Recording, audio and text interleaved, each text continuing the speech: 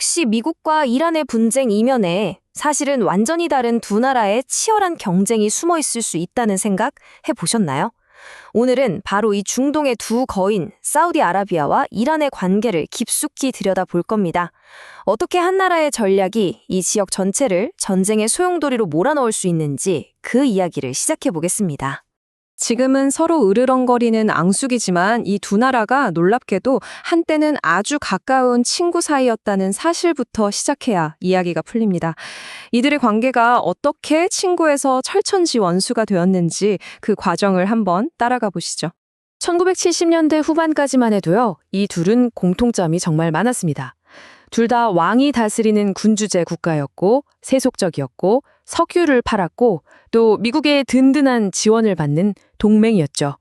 하지만 지금은 어떤가요? 서로를 향해 칼을 겨누는 가장 강력한 경쟁자가 되어버렸습니다. 자, 그렇다면 대체 무엇이 이 완벽해 보였던 동맹 관계를 오늘날의 적대 관계로 바꿔놓았을까요? 지금부터 그 결정적인 순간으로 들어가 보겠습니다. 모든 것의 시작점은 바로 1979년이었습니다. 이 해는요, 두 나라의 관계뿐만 아니라 중동 전체의 운명을 바꿔버린 말 그대로 정치적인 대지진이 일어난 해였습니다.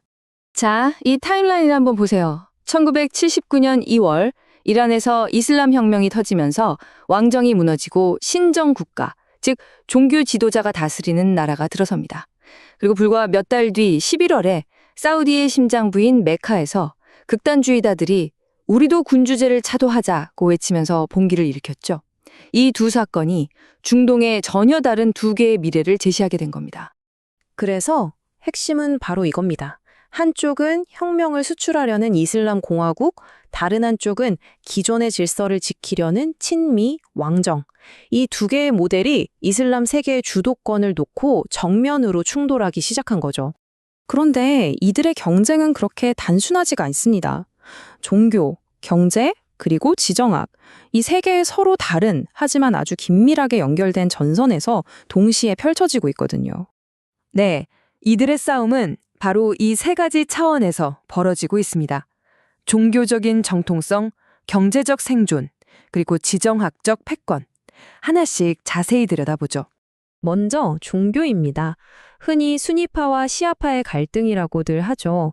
이 분열의 핵심은 사실 아주 오래전 예언자 무함마드의 후계자를 누구로 인정할 거냐 이 문제에서 시작됐습니다. 이 역사적인 불화가 현대의 경쟁에 기름을 붓고 있는 셈입니다. 보시면 사우디는 이슬람의 가장 성스러운 두 도시 메카와 메디나를 통제하니까 수니파의 맹주를 자초하고요. 와하비즘이라는 아주 극단적인 이념을 수출하기도 합니다. 반면에 이란은 너희는 왕정이고 미국의 하수인 아니냐 하면서 사우디의 정통성을 공격하고 자기들식의 시아파 혁명을 전파하려고 하는 거죠. 서로의 정통성을 끊임없이 공격하는 겁니다. 두 번째는 경제입니다. 자, 이슬라에 대해서 정말 흥미로운 점은 사우디의 극단적인 석유 의존도예요.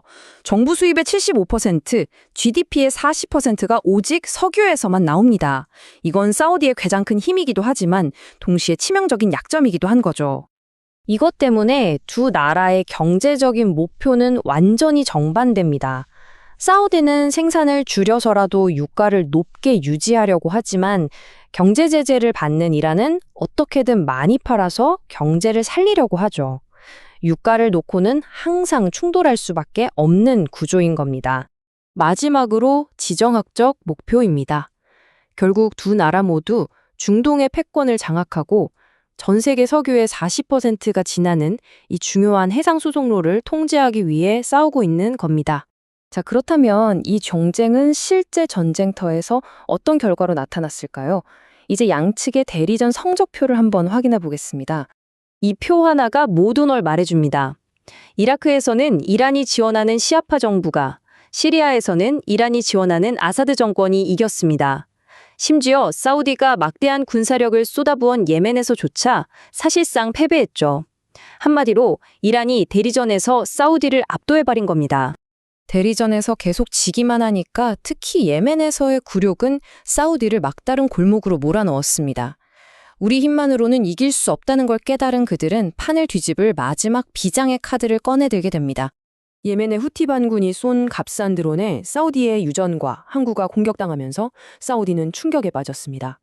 심지어 사막 불가의 생명줄이나 다름없는 해안가의 담수화 시설마저 공격의 무방비로 노출되어 있다는 사실을 깨닫게 된 거죠.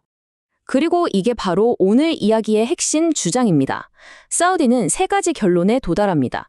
첫째, 우리의 대리인들은 이란을 이길 수 없다. 둘째, 우리 경제는 너무나 취약하다. 그리고 셋째, 이란을 꺾기 위해서는 우리 대신 싸워줄 미국이 필요하다. 이 절박함은 사우디가 외교 전략을 완전히 바꾸게 만들었습니다. 특히 당시의 트럼프 행정부와의 관계 구축에 거의 모든 것을 걸게 되죠. 사우디의 실권자인 무함마드 빈 살만 왕세자는 워싱턴에 강력한 우군이 필요했습니다. 그는 트럼프 대통령의 사위이자 중동 정책을 총괄하던 제러드 쿠시너에게 접근해서 아주 긴밀한 관계를 만들어 나갑니다. 빈살만이 쿠셔너에 대해 사석에서 했다고 알려진 이 말. 그는 내 주머니 속에 있다. 이 한마디가 그가 미국 행정부에 얼마나 큰 영향력을 갖고 있다고 믿었는지를 단적으로 보여줍니다. 그리고 그 관계는 백악관을 나온 뒤에도 이어졌습니다. 쿠슈너가 설립한 사모펀드에 사우디 정부가 투자한 금액이 무려 20억 달러, 우리 돈으로 약 2조 7천억 원에 달했습니다. 바로 이 긴밀한 관계의 정점이 2020년 이란의 군부 실세였던 카셈 솔레이마니 암살 사건이었다는 주장이 나옵니다. 이전 대통령들은 이란과의 전면전을 우려해서 감히 시도하지 못했던 이 극단적인 조치가 마치 사우디의 요청에 의해 실행된 것처럼 보인다는 거죠. 사우디아라비아와 이란, 이슬람 세계의 패권을 둘러싼 두 나라의 오랜 경쟁이 결국 미국을 전쟁으로 끌어들이고 어쩌면 세계를 위험에 빠뜨리는 도화선이 될 수도 있을까요? 이 질문에 대한 답은 앞으로의 역사가 보여줄 것입니다.